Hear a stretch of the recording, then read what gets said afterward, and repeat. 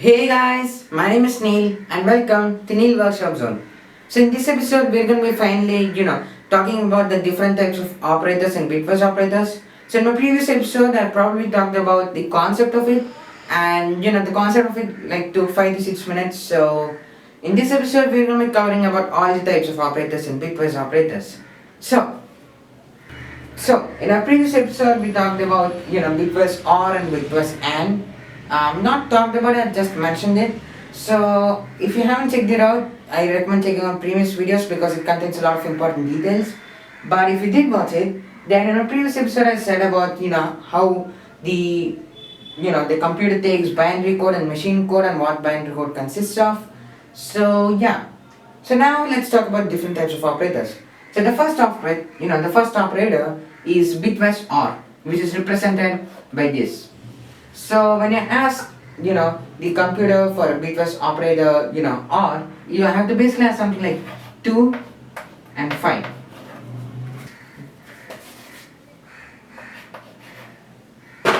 So, when you ask the computer like that, the process that it does, it probably prints out something like 9, and you probably don't understand like why did it print 9. But there is a whole other process that happens to it. So when you're using the bitwise OR operator, what it does is it takes the binary form of 2. So it basically writes something like 2, 3, 4, 5, 1, 0, 1. And for 5 it takes something like 3, 4, 5, 6 and 1, 1. So what it does is basically normal addition but just with a little twist. So since binary numbers only consist of zeros and ones, when you take 2 ones it only prints as 1.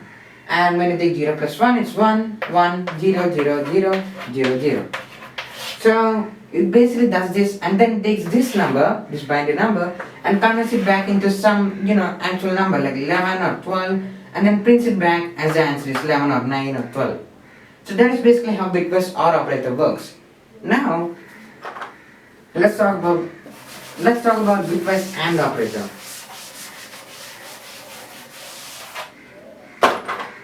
So bitwise AND and OR operator are the same but there's a little difference. So in the bitwise AND operator, you can clearly see the word that's being used there. In bitwise OR, it's basically saying that even if you have 0, 1 or 1, 0, you can still write it as 1, right? So it still counts as 1 because 0 plus 1 is equal to 1.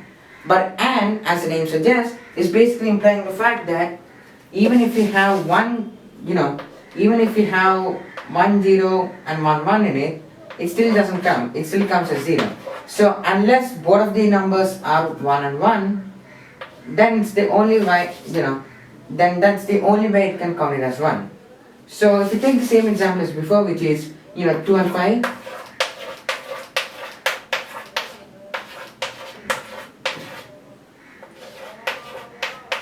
So for example, let's just take this. And in the OR operator, it came a little differently, but in this operator, since zeros and 1 still count as zeros, 1, 1 is 0, 0, 1 is 0, 1, 0 is 0, and then you have 1, 2, 3, 4, 5. So this is not a 0, it's a 1. So this is basically the binary code that happens. So that is basically the difference between OR and AND. So in the OR operator, even if you have 1 and 0, it still counts as 1 because 1 plus 0 is equal to 1. But in the AND operator, when you're doing it, almost all of it is the exact same, but even when you have 1 plus 0, it still counts as 0. So unless you have 2 ones, it still counts as 0. So that is basically the AND operator. Now let's talk about the XOR operator. So as I said, the bitwise OR operator is represented like this. The bitwise AND operator is represented by the AND symbol, and the bitwise XOR is represented by this symbol. So bitwise XOR is basically like bitwise OR operator. But in bitwise OR operator, we basically done something like and this one. So in the OR operator, when you get a 1 plus 1, it still counts as 1. And XOR operator is basically the same, but for example, the zeros and zeros are all counted as zeros. And when you get 1 plus 0, it still counts as 1 because it's the OR operator. But the difference between the OR and the XOR operator is even when you have 2 ones, it counts as 0. So if you have a 1 and a 0, it counts as 1. But if you have 2 1s, it counts it as a 0. So that is basically the difference between OR and XOR. So it's a little confusing, but as you revise it a lot, you'll get used to it.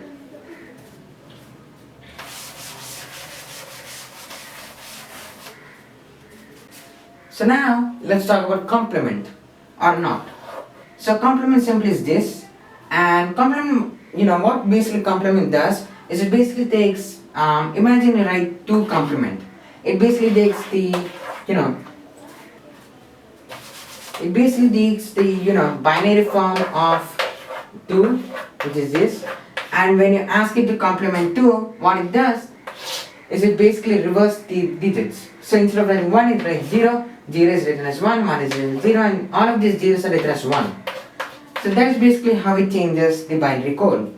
So that is basically how the complement operator works.